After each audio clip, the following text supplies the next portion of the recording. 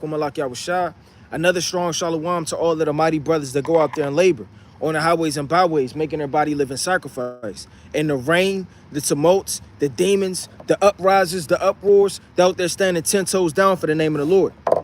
Another strong shalom to all of the mighty brothers that are not out there as of yet, but they're building themselves up by reading, praying, fasting, doing everything they could do to put themselves in a position to shake the hand and wake up the hopeful elect. Another strong shalom to all of the mighty akwaf in this thing, actually reverencing their husbands, being teachers of good things to the children at home, being quiet, shamefaced, submissive, loving, steadfast, cooking, sewing, cleaning, doing all of the righteous acts of our foremothers, standing 10 toes down for the name of the Lord. Another strong shalom to all of the mighty akwaf that are not married as of yet, but building themselves up, being shamefaced, submissive, doing everything they could do to magnify the ministry. Another strong shalom to all of the mighty children that abstaining from all lust, concupiscence, and peer pressure, standing 10 toes down for the name of the Lord. And last but not least, another strong shalom to the whole entire nation that is on fire in the last days, doing everything they can do to magnify the name of the Lord. Right? There's going to be a breakdown on you wicked, slothful servant, man. Because the Most High is on fire 24/7. The Most High doesn't sleep. The Most High is not sitting up there taking a nap, man. And a lot of brothers, they get lackadaisical in this truth. They fold their hands, they take a nap, they're starting to be slothful. They're not moving in the same spirit with zealousness that they once did when they first came into this thing, man. Now they're starting to relax. Hey, when it's the end of the race, that's when you start going harder, man. That's when you start running faster. That's when you start doing the things that it has to be necessary for you to strive, you understand, to finish the race. A lot of people are damn easing back in the last days instead of stretching forward. Right, let me get this quick precept. Let's get the book of Sirach, chapter 22 and verse 1. A slothful man is compared to a filthy stone. Why does it say a filthy stone? Because you're that filthy stone that's in the temple, man. The temple's supposed to be perfect, undefiled, built up with perfectness on the back, you understand, of our forefathers, our foremothers, and everybody coming together in the last days in the temple, man. But you're that filthy stone in the temple. You're that filthy stone that doesn't want to read, doesn't want to pray, doesn't want to fast, doesn't want to give alms. You understand? All you do is watch videos all day. You don't do any works. You understand? You don't have any faith. You're that filthy stone in the temple. It says, everyone will hiss him out of his disgrace. A slothful man is compared to the filth of the dunghill, man. So a filth of a dunghill, the Most High is likening it to men that aren't on fire, man. Think about that the next time you're not on fire, or the next time your spirit isn't zealous and isn't ready to go teach, pray, read, do the work of the Lord, isn't ready to bow down your spirit to help the needy and the poor, or whatever it is to take to get your spirit together, man. Think about that. That the Most High is looking at you like a dunghill, man. And if you don't know what dunghill is, it's feces, man. That's what the Most High said. You and all your ancient apparel, your mitres, your garments, you just getting out the shower. You understand? You doing all of this, putting oil on your beard. The Most High and his beloved angels and King of Kings, the Son Yahushua, is all looking at you like what? Like dung, man. It says, everyone that take it up will shake his hand, man. So you don't want to be that brother in the last days, everybody looking at you and you're decreasing, while everybody else is going up the ladder, man. Now it's time to go up the ladder and go stronger, man, and kick it up. You understand? Let's go to the book of Matthew, chapter 25, and I'm going to start, right, at verse number 14. It says, for the kingdom of heaven is as a man traveling into a far country, who called his own servants and delivered unto them his goods. So that man traveling into a far country is Yahushua. You understand? He went to the third heaven, but he's coming back very soon. Very soon the Lord is on his way, man. And the Lord said this, and unto one he gave 5 talents. The talents is the knowledge, wisdom, and understanding, the prophecies, the parables, the similitudes, the allegories, the dark sentences. All of these things is the talent that the Lord gave you, man. He didn't give you his talents to sit on them. He didn't give you his money to cast behind your back, man. because you rather watch TV, or you rather be on the phone all night, or you rather put social media first, your phone and your lust and the cares of this life before the Most High God, man. That's wicked. It says this, to another, two, and to another, one, and Salakia, to every man according to his several ability. So the Most High gave you a talent according to your ability. You may only have one talent because you may not be that eloquent. You may not know how to go into prophecy because you're not a prophet. You may not be able to stand in blistering cold weathers till your feet are numb to shake the hand and wake up the hopeful elect. And the Most High may have given you what? Just common knowledge, geography. You understand? Discernment. And the squiz of sentences here and there, man. You got to take that and you got to magnify the name of the Lord with it, man. You can't say, well, my office is small. I don't know that much. I'm not like this elder or this prophet or this leader or whoever it is, man. I'm just an average Joe. No, the Lord gave everyone that's watching this live and in the nation of Israel a talent, man. If you're a woman and maybe sewing, magnify that talent, man. Don't say, well, I'm not a man and I'm not an elder woman. I don't know what I can do. Hey, a lot of women know how to cook. A lot of the women just know how to be submissive and encourage and exhortate their husbands, man. And that can go a mile. That could go 10,000 times farther sometimes than a lot of things that men do, man. That encouraging, right? You got certain women in history that they encouraged their husbands, man, and made them who they are or made them strengthen their several ability of whatever they were, man. Whether it be an athlete, a teacher, you understand, a prophet, whatever it is, that woman, she got to strengthen that husband up. Now, it could be cooking, it could be sewing, right? It could be giving advice to sisters. Whatever it is, it could be counsel. These are talents that the Most High gave you to break it down and read and exhortate the children. Or another woman, she could be even stronger than that and keep going and keep going and keep going. But with men, it's a whole different thing. Brother, you may have the understanding of counsel. You may have the understanding of prophecy. Now, if the Most High gave you that, you can't look away from that. Brother, the gig is up. You're a prophet. You understand the prophecies. You're breaking down the prophecies. You're going into the 7 heads, the 10 horns. You're in Daniel 11. You're in Daniel 8. You're in Daniel 2. You're in Revelation chapter 9, verse 16, right? You all the way in Ezekiel, Isaiah, Daniel. You're breaking these things down because the Most High gave you the talent and understanding to do so.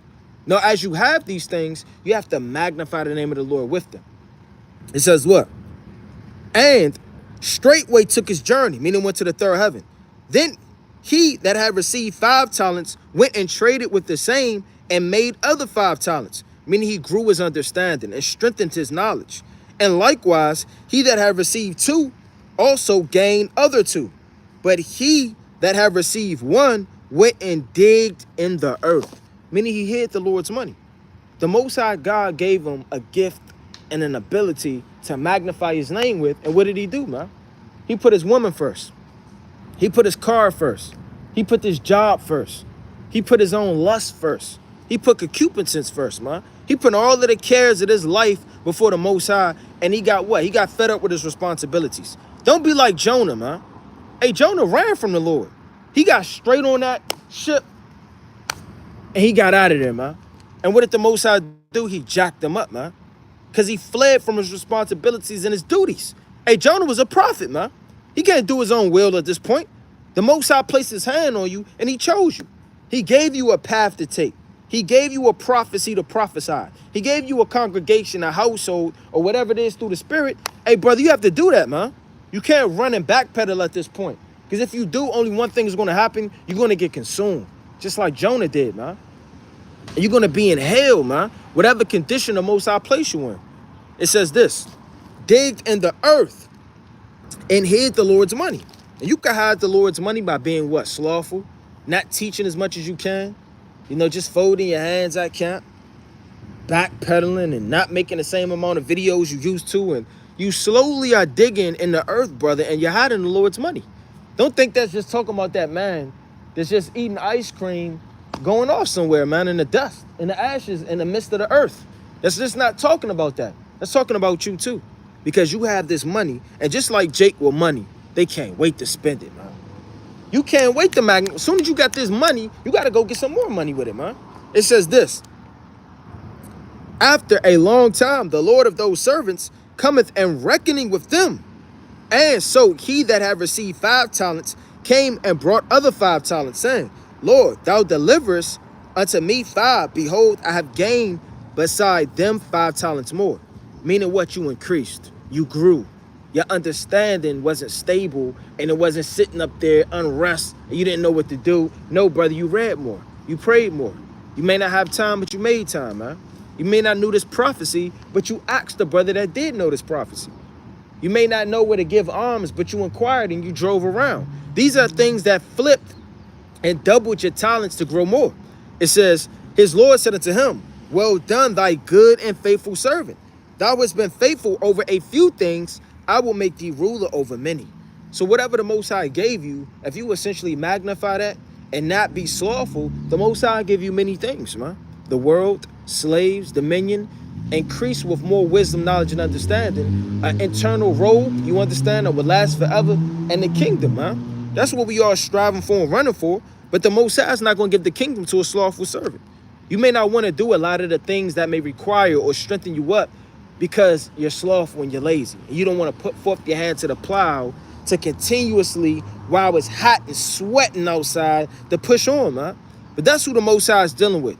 The man that loves to work, that loves husbandry, that loves order, that loves judgment.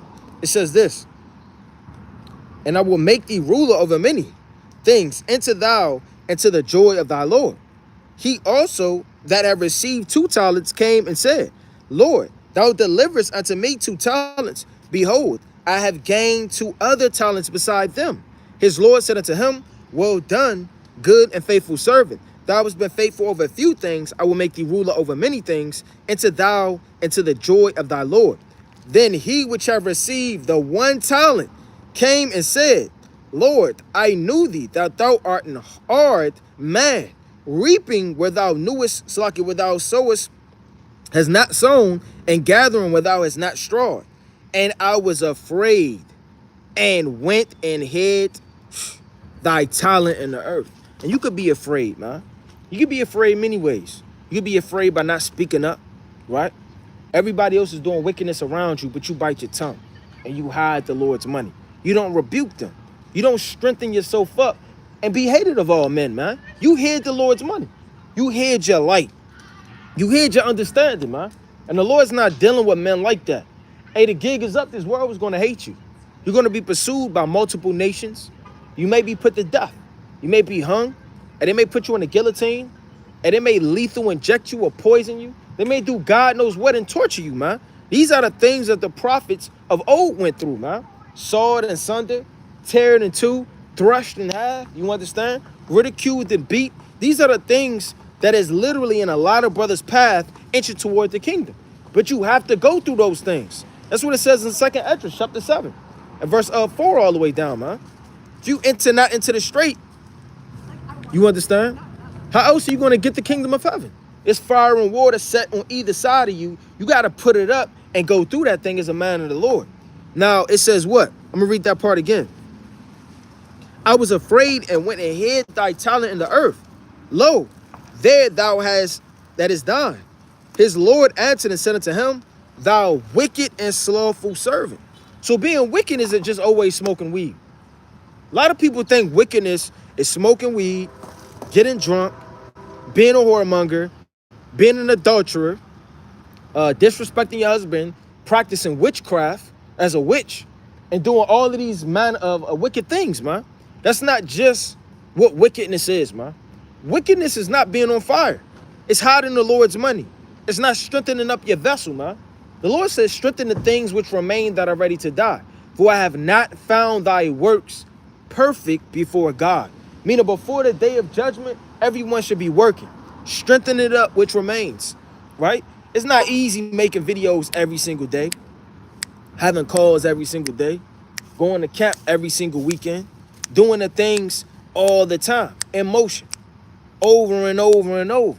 You know what? But we pray more. We read more. We ask the Most High to give us strength and have us to push on through those demons that are trying to weigh us down so that we can magnify his name, man. Because I don't want to be called the wicked and slothful servant in that day, man. Because all of the work that certain brothers have put in, it'll all go for naught. The Lord's not going to look 2 years ago when you gave to the homeless. He's not going to look damn 9 months ago, man. Right? When you read 14 chapters straight. He's not going to look 14 years ago, right? When you were sitting up there, you just came to the truth and you first put on your fringes. No, in the day of judgment, you're going to be judged from all the things that you've ever done in this lot. And if it is not on fire from the time you came in, reading, praying, fasting, repenting, and stretching forth that hand and prayer and fasting and beseeching the Lord, smoting upon your chest, to the time that Yahweh comes back to deliver the elect, brother, it'll all be for naught, man. And you have worked in that vineyard for no apparent reason. All of that tilling, all of that sweating, all of that temptation, all of those afflictions, all of that ridicule, not having no friends, not enjoying the lust of your flesh, man. Whether that be a singer, a rapper, right? You want to be an athlete, all of those things will go for naught, man, because you fainted in the last seconds. It really boils down to that 3, 2, 1. Because even when you was a kid, what did you do? You just say, come on, Rodney, pass me the ball so I can act like it's the second quarter with damn 9 minutes on the clock. No kid is doing that. You know what the kid does? 3, 2, and then the kid catch it, and then he shoot the last J, man. That's what it all boils down to. The pressure on the clock, man. And the Lord said, let me read that again. It says, thy wicked and slothful servant, thou knowest that I reaped what I sowed not, and gathered what I have not strawed. Meaning he made excuses. Thy oughtest, therefore, to have put my money into the exchangers, and then at my coming, I should have received my own with usury, man. Take therefore the talent from him, and give it unto him which have 10 talents. So the Most High is going to take certain men's knowledge in the last days and give it unto somebody that actually deserves it. That's all throughout the scriptures. You got Joab. He went the hell off, and he got destroyed. He got killed. Then you have Benaniah. You understand, raising up. All of these different things, they come to pass. You have literally Abigail. She had an evil husband, and then the Most High gave her a righteous one, David. Somebody's always fulfilling your slot, man. Don't think it's somebody not in this earth that actually deserves the amount of knowledge you have. And the Most High is going to take it from you. And the scariest thing about it, he's not going to tell you. It's going to be like a thief in the night. You're going to wake up one day, and you're not going to remember a certain breakdown.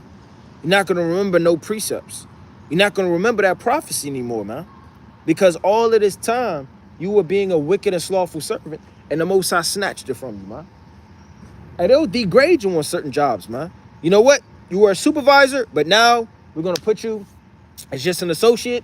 We're going to raise this person up. He's been studying. He's been in the training program for 8 months. He deserves it. You've been coming in late. You've been doing this. You should be happy you're not fired. Next thing you know, man, that brother is sitting up there with less money, less so-called currency in his job. And that man probably isn't going to make it, man.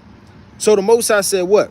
Cast, Salakia, for everyone that have shall be given. I mean, if you have knowledge and you stress for it more, like in Proverbs, the 2nd chapter, you'll impute more. And he shall have abundance.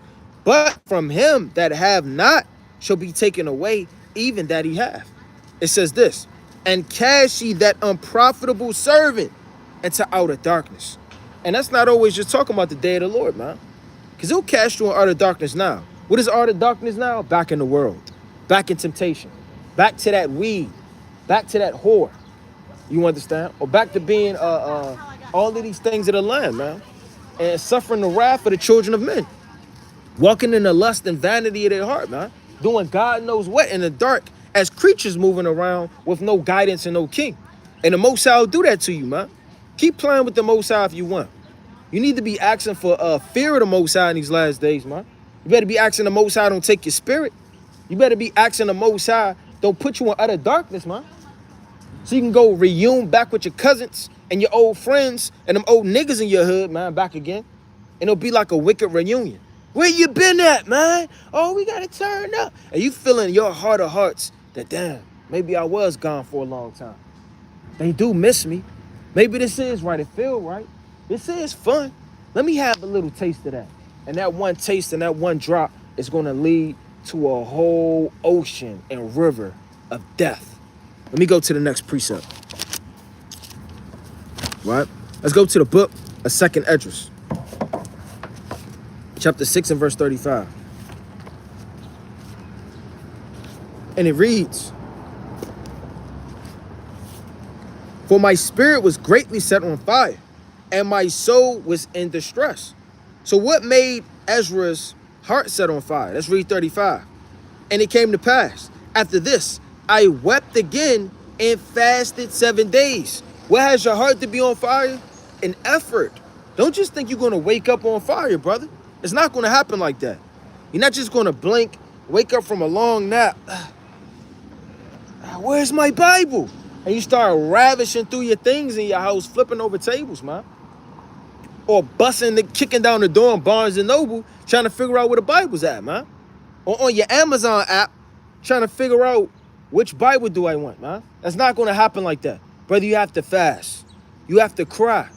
You have to beg and weep like Ezra did, man. A lot of people aren't doing that because of either pride in their heart. They may not know how to. They may not have the spirit of sincerity or feel like it's even necessary to do so, man. I'm okay right now. I mean, I'm good. My spirit okay. I mean, I ain't going off. I'm not suffering this. I'm not suffering that. Brother, you should be always crying out, always beseeching the Lord. Always. Constantly. These things have to always be in motion. That's why the Lord said, consider the ant, man. You consider the ant for what? Because the ant's always moving. He's always working. He's always bearing a burden. He's always getting ready for the harvest, man. It says this, "In like manner that I might fulfill the 3 weeks which he had told me," man. Check that. "And in the 8th night, my heart was vexed within me again. And I began to speak before the Most High." So you begin to speak to the Most High, man. Let's go to 2 Ezra chapter 5 and verse number 20. So I fasted. And so I fasted 7 days, mourning and weeping, like as Uriel the angel commanded me. So the Most High doesn't want somebody that's proud. He doesn't want somebody that's feeling like they're high of themselves, that they know everything. They don't continue to go as hard as they used to when they first came in. Because that's essentially what happens. What happens is this. A lot of people, not all people, but some people, they come into the truth and their zeal is to know all things. Once they feel like they have grasped a lot of the Bible and they've read a lot of the Bible and they have understanding in a lot of the precepts and prophecy, then they put their foot off the pedal, man. Because they feel like they've reached the destination of knowing all things, knowing the secrets, knowing the similitudes and the parables, man. Their mind and their heart isn't on fire to know and find out the things that they once didn't know anymore. So their vehement desire to know these things and to push forward starts to decrease, man. But once it starts to decrease, when did the Most High say, learn the whole Bible, know everything there is to know, have perfect understanding in all things, and then you shall be saved, man? Because what we fail to realize is when we so-called read and have a good understanding, that's mercy from the Most High. To go what? Even harder to teach more. Even harder to break things down to men and women that don't know the truth, that don't have the understanding. Now you're set up in a position, brother, where the Most High is requiring more from you, man. And you perceive it that you have the understanding. And now what? You start to get bugged out. You start to decrease. You start to get lukewarm. And your mind starts to decrease, and it isn't right like it was before. Because you got to go back to your first zeal and that first lot that you once had when you came into this truth. It says this. It says, so I fasted 7 days, mourning and weeping, like as Uriel the angel commanded me. So he gave a commandment from the Most High to weep, to cry for it, to yearn for it, man. And we're talking about Ezra the prophet, man. And did not the Lord say Ezra had, let me not quote it, let's get it. Let's go to 1 Ezra, chapter 8. Hey, Ezra had understanding. He had perfect understanding in the law. It's the book of 1 Ezra 8 and 7. For Ezra had very great skill, so that he omitted nothing of the law and commandments of the Lord, but taught all Israel the ordinances and judgments. So Ezra had perfect understanding in the law, yet he still was crying for more. He wanted more. It wasn't enough. You can't say, well, I know this, I know that, I know this breakdown, I know this prophecy. Yeah, I feel like I'm up there now, man. Now I could kind of just, I could take my foot off the pedal. Ezra never took his foot off the pedal, man. The angel was dealing with him through the spirit, and what did he do? He went harder, man. That's how we got to do. Let's go to the book of Exodus, chapter 24 and verse number 2. It's the book of Exodus, chapter 24 and verse number 2. And it reads,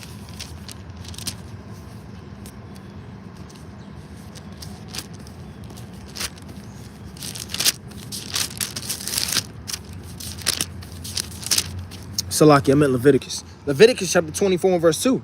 Command the children of Israel that they bring unto thee pure olive oil, beaten for the light, to cause the lamps to burn continually, man. So it was a commandment that the men had to do what? They had to keep the lamps burning. That's burning at night. That's burning in the morning. That's burning all evening. That's continuously burning 24/7. And that job could get, stressful sometimes, man. You may want some sleep. You may be tired. You may be hungry, right? And you may get restless and weary. But nevertheless, the work of the Lord always comes first. And that's something that you got to realize as you're in this truth, man. You put away other things that cause you to be a stumbling block or cause distress and weary you out. You understand? And you got to get rid of those things, man. You may put your wife or your job or your children or your lust before the Most High subconsciously without even knowing it, man. Because, okay, my wife's mad at me. I'll read later. Let's go ahead and talk about it. Well, brother, your wife's mad at you, and God knows what, because you got spirits in your house from not reading, or vice versa with your husband, man. Well, let me do this. Let me not read. Your children, they're running around all out of order, man. Your job's giving you 15 extra hours. You're working in the middle of the night. You're putting everything and anything before the Most High. You're putting your phone and social media. You're always online, and you just never get off. You try to read and do this at the same time. You're all over the place, man. You have to do what? In the law, they had to beat that perfectly golden candlestick up to perfection, take the olive oil, rich olive oil, and continue to burn and keep that within the congregation, the tabernacle congregation, man. Let me get this quick precept in the book of John, chapter 4. It's the book of John, chapter 4. Right?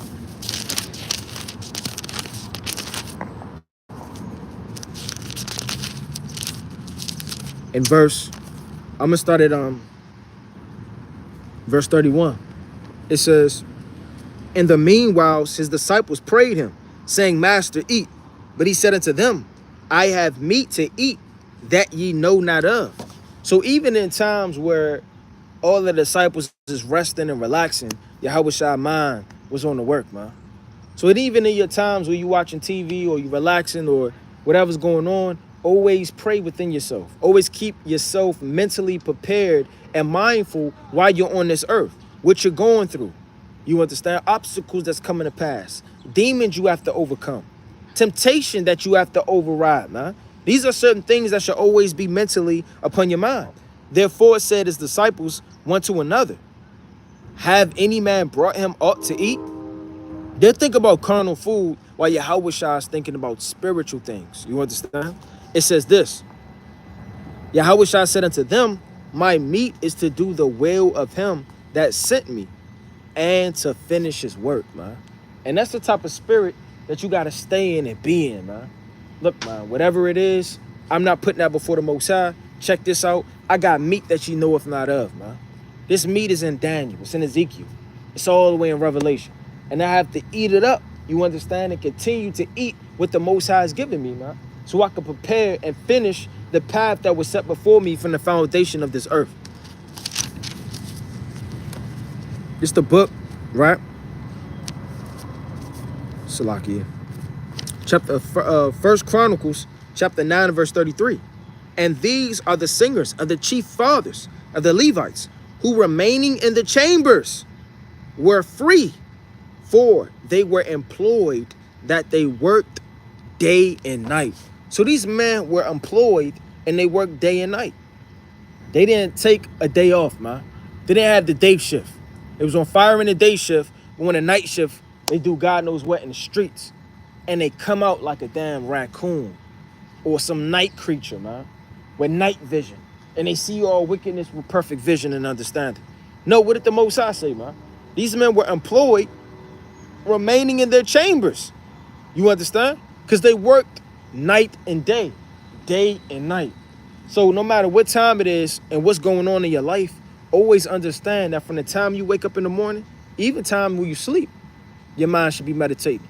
But nevertheless, when the time you wake up, you should praise the Most High to the time it's nighttime and you go to sleep. That there's no days off. And you're spiritually a priest. And you can't depart out of the tabernacle.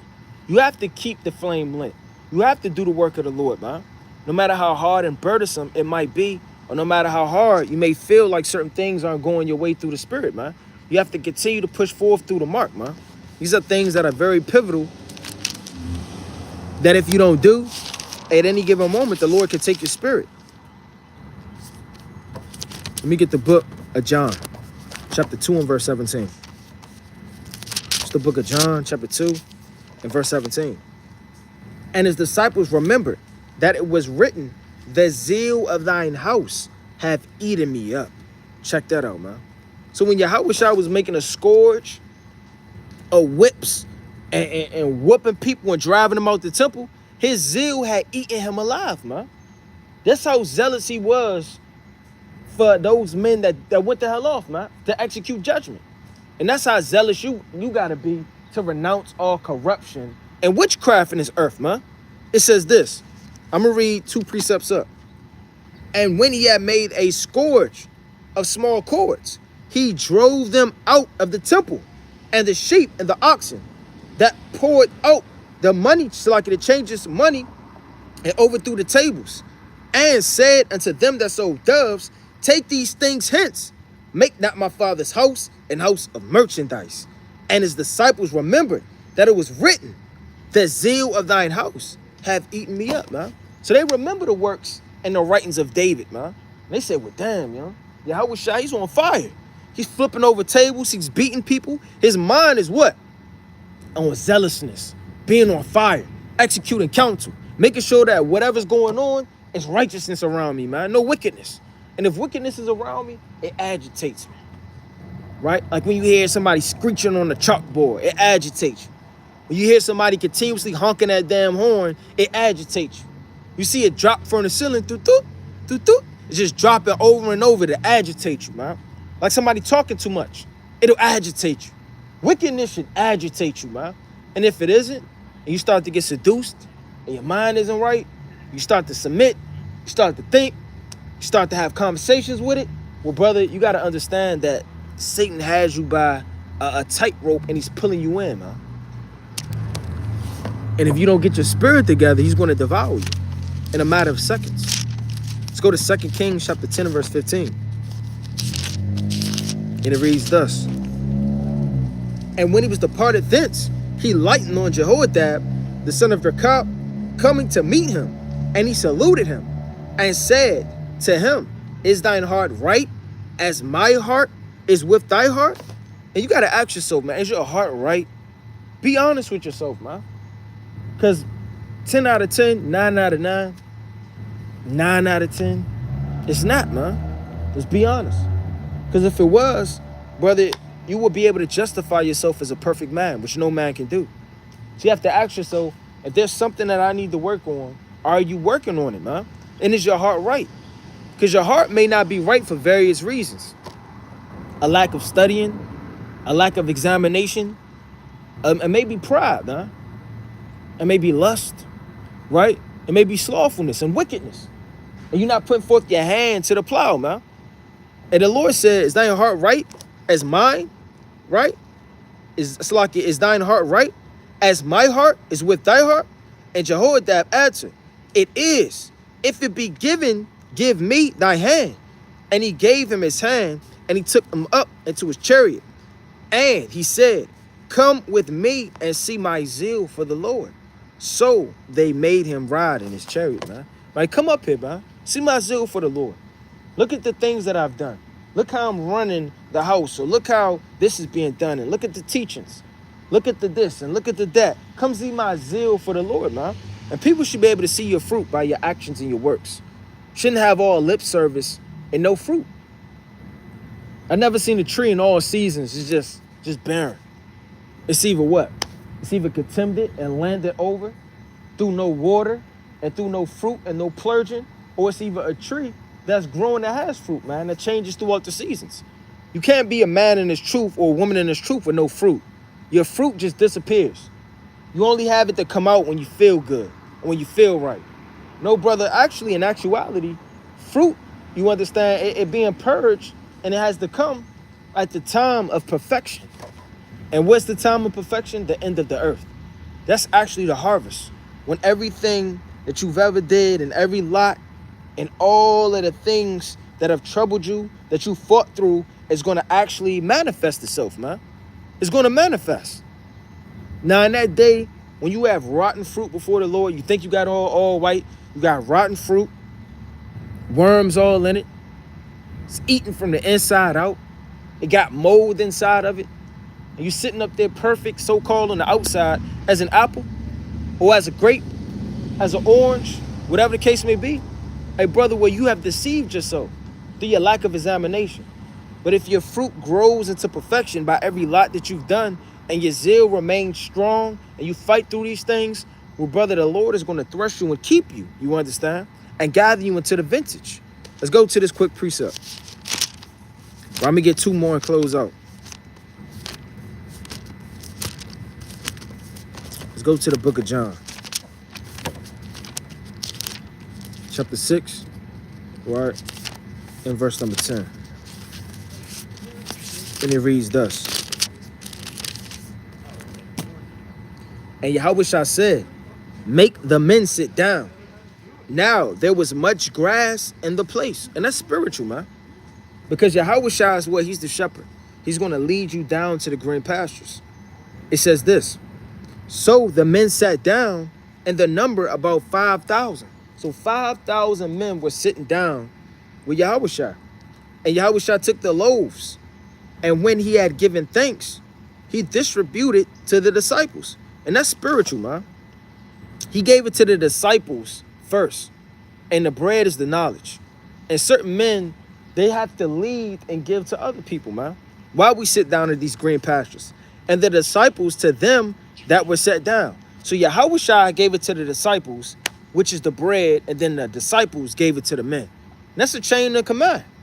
Now, if those disciples were lazy, they were slothful, their mind wasn't right, they slinging bread around and don't want to show up, they eating bread, spitting it out, those men would be destroyed. But these were righteous men.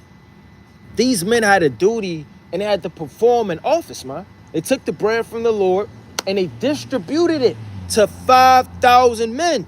That's spiritual, man. 5 is a number of completion also. It's a half of a whole amount. Now check this out. If you're a disciple in the last days, the Lord is giving you bread to eat. He's giving you understanding.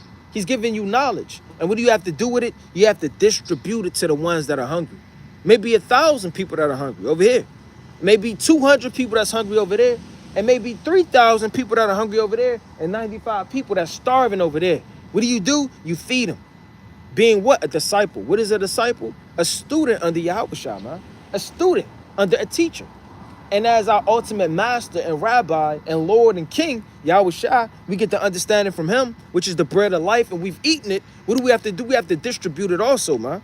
And continue to push on through the spirit and not make any excuses, man. It says this.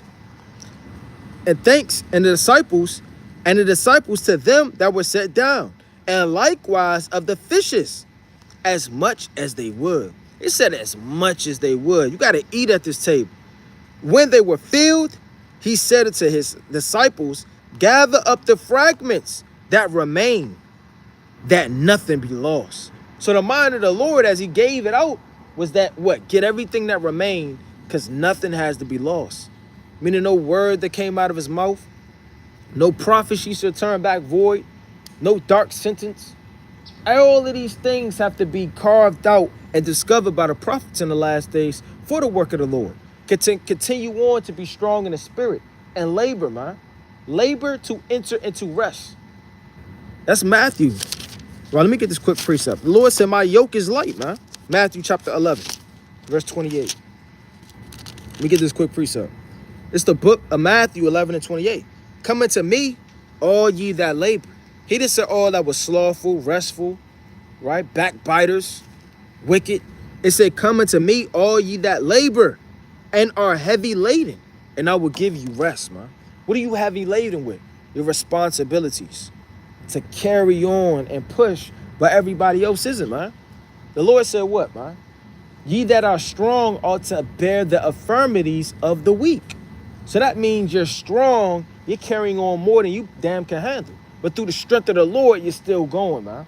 And the Lord said this, take my yoke upon you and learn of me, for I am meek and lowly in heart, and ye shall find rest unto your souls. And that's what it all boils down to. A laborer wants rest because he's been laboring all seasons, all sun, all times. And when he finally gets his reward as his penny at the end, you understand? As that grain of faith that's been planted, as literally putting his hand to the plow in all seasons and never took it off, is that hireling earnestly desiring his reward, like Job said. These are the things that the Heavenly Father is going to reward us with, right? Let me get this last precept. Let me get two more precepts to close out. I want to get John chapter 10. This John chapter 10 and verse number 13. I'm going to start at 12. But he that is an hireling and not the shepherd, whose own the sheep are not, seeth the wolf coming, and leaveth the sheep, and fleeth. And the wolf catcheth them, and scatter the sheep. You don't want to be this hireling. All a hireling is a worker. Now, when you look up that word hireling, you have a wicked worker, and you have a good worker. You have a good hireling and an evil hireling. You got certain people at your job, they stealing from the company, man. They stealing time. They stealing hours. They eating company juices and snacks, right? They clocking in, leaving, smoking, coming back in, and looking around and not clocking back out, man. They're going the hell off, stealing from the company. You got certain people that go to work. They love their so-called jobs. Or they understand that their jobs pay their bills and give them food on their table and raiment. And what do? They keep their job. They show up early. You have certain people that just hired for something that they don't take serious. They're not in this thing because they actually believe there's a reward. They're just coming for material things, carnal desires. Reading on. It says this, verse 13. The hireling fleeth because he is an hireling and careth not for the sheep. Meaning you can't just be hired into this thing just for this office or just for the season. Oh, I'm only hired for wintertime. I'll come out just because of winter and I want to look mighty. But in the summertime, when all of the skirts is out and all of the weed is blowing, I'm going to go back in a hotter place. Or I'm only going to come out in the summertime when it's hot and convenient. But when it's so-called snowing and the temperature changes, I don't want to do the work. You don't want to be an evil hireling, man. Because the hireling is going to eventually flee from the work. They're not going to stand 10 toes down in all seasons and all tumults and afflictions and manifest the name of the Lord, man, unto death.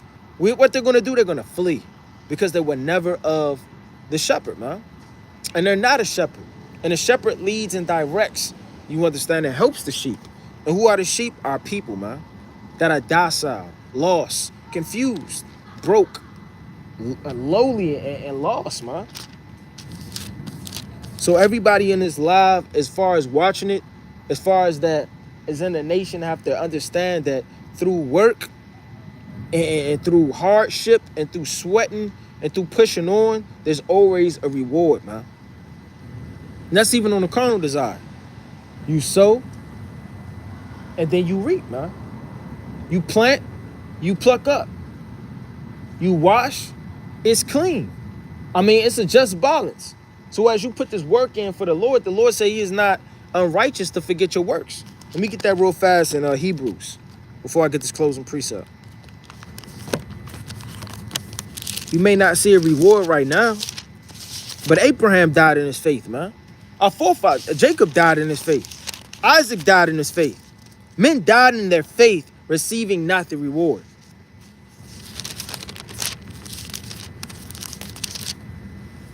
Matter of fact, let me prove that. And matter of fact, let me go to what Isaac did. Because the Lord gave him something, man. Let's go to the book of Genesis, chapter 26 and 13. I'm going to start at 12. It says this. Then Isaac sowed in the land and received in the same year 100-fold. So when Isaac was sowing in the land, what did the Lord do? He brought us fruit 100-fold, man. Don't think that little work that you did, that little fast or that little giving alms was small to the Lord, man. And the Lord may give you 100-fold. Back problem, back don't hurt no more. Plague in your house, wife calm down. Plague in your house, husband calm down. Children being wicked, they just getting straight A's. And all they want to do is watch Israelite cartoons all day, man. And learn about David. And try to understand who Judas Maccabeus is, man. The Lord can do these things. As you sow, you understand and put these things in, you're going to reap 100-fold if it be the Most High's mercy. If you're righteous. And the Lord blessed him. And the man waxed great and went forward and grew until he became very great, man. So you grow in this thing as you put work in. You grow, you grow, you grow. You understand? As a worker, you have to grow. In order to grow, you have to put work in to grow, man. Let's go to Hebrews chapter 6 and verse number 10. For God is not unrighteous to forget your work and labor of love, man. So you got work and you have labor. These are certain things that must be done in the vineyard. You're in a vineyard, which is spiritual. What happens in the vineyard? Things grow. Things have to be tilled. Thorns, thistles, weeds, they have to be plucked out. It has to be protected and garnished. It has to be fenced. Have to love husbandry. You have to love to work, man. Because if you don't, you're eventually going to run out of breath. You're going to get gassed. And you're going to be tired of being in this situation and all of these things that you're doing every day because your heart isn't in it. It says this. For God is not unrighteous to forget your work and labor of love, which ye have shewed toward his name, and that ye have ministered to his saints and do minister, man. And we desire that every one of you do shew the same diligence to the full assurance of hope unto the end. Until the end, man. That same diligence has to be pushed forth until the end, man. And if you don't have that same diligence, that same drive from beginning to end, you're not going to make it. Drop out the race. Quit fooling yourself. Go back to being Rontez, man, and being JJ. Go back to your old friends that smoke weed on the porch all day and do mischief and evil and abuse women. Go back to a life of sin and partying and destruction, man, with the children of men if you don't want to walk in this light with the diligence every day, man. You got structure in your so-called spirit to go to work for Esau every day, but you don't have structure in your spirit for the Most High to read. You got structure in your spirit to pick up your damn fork to feed your body every day because your body yearns for food and it's beating you down, letting you know, look, I'm hungry. I'm starving. And what your body do? Okay, I got to feed my body. In the middle of the night, driving to see what's open. But your spirit is going to hell down through your lack of work and dedication, man. You're not doing what you have to do as a man or woman of the Lord. What do you think the Lord is going to do? He's going to fire you. He's going to take you out of the vineyard, replace you. And they even do that with husbandry, man. You see that weed taking up all the space. They'll unroot it. They'll take that bowl with that powder and they'll put that one right in its place, man. They'll cover it up with dirt. They'll water it and act like nothing happened. You know what happens to that weed? It gets tossed to God knows where. And you never see it again. So you got to be mindful of these things, man. You got to show that same diligence unto the end. Right? Let me get this quick precept. Right? About to get ready to close out.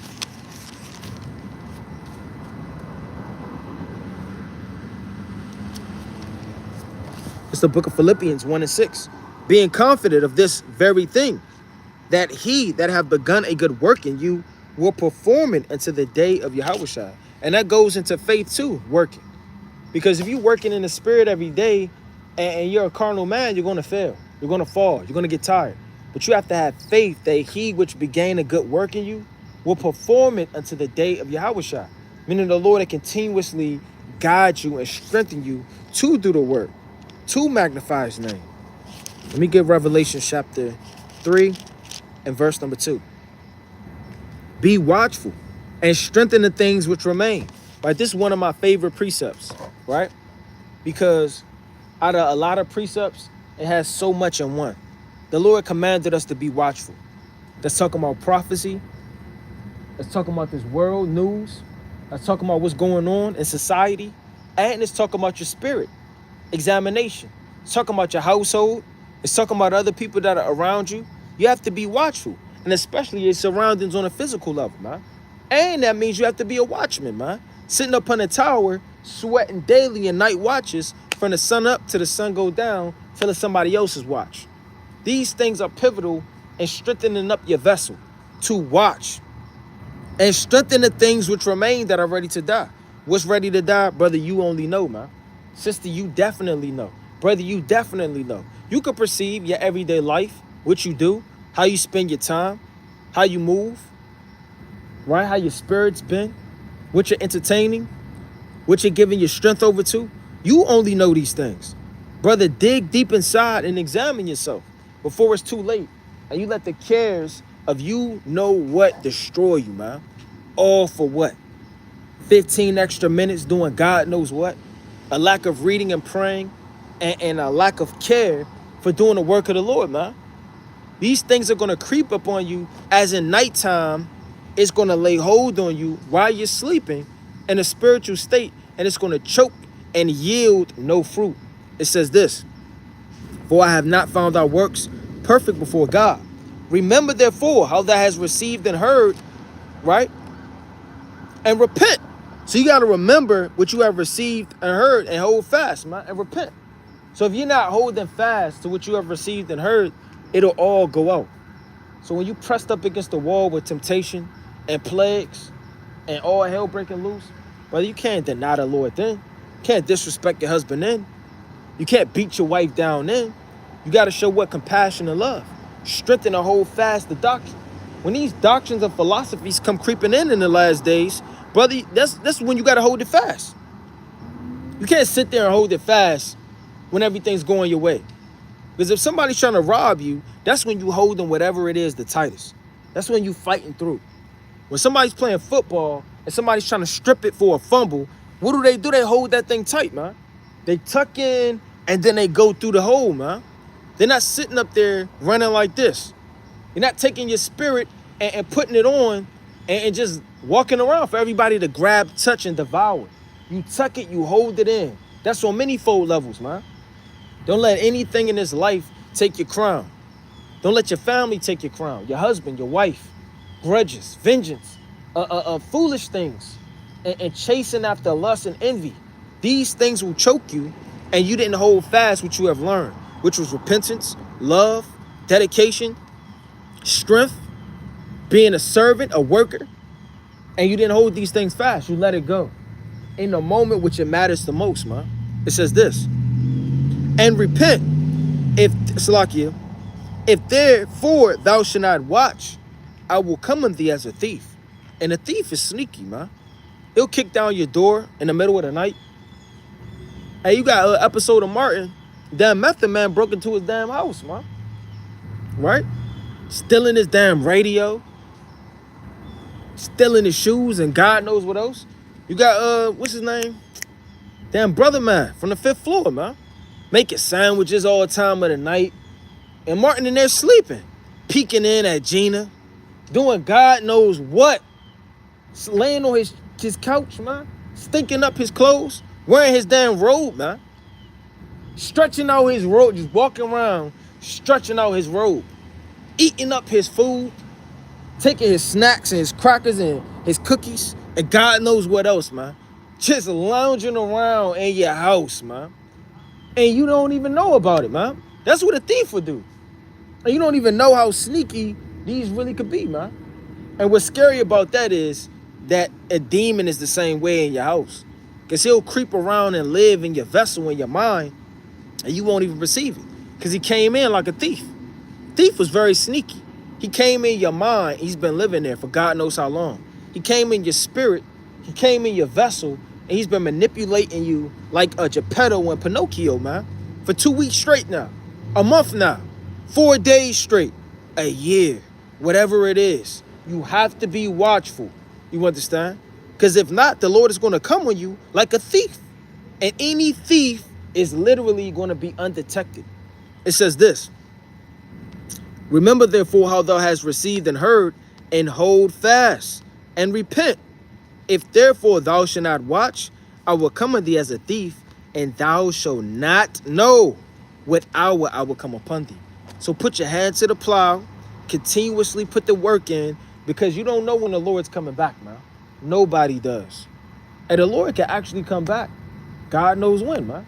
2 years from now, a year from now. You understand? 4 years from now.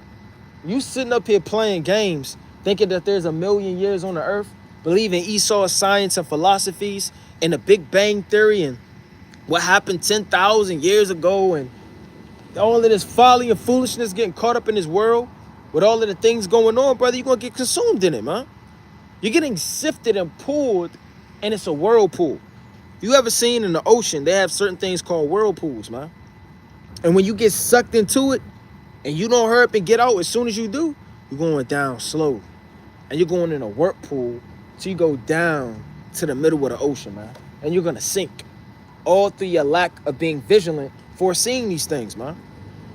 So continue to read, pray, fast, be diligent, and be mindful and watchful in the last days. Keep the Sabbath day holy. You understand? Continue to keep all of the high holy days to perfection, to the best of your ability, and do all things in sincerity and in truth, and labor unto the end. And with that, I want to close out giving all honor and glory to the Most High God, Yahweh, by Hashem Mashiach, wa Malak Yahushua.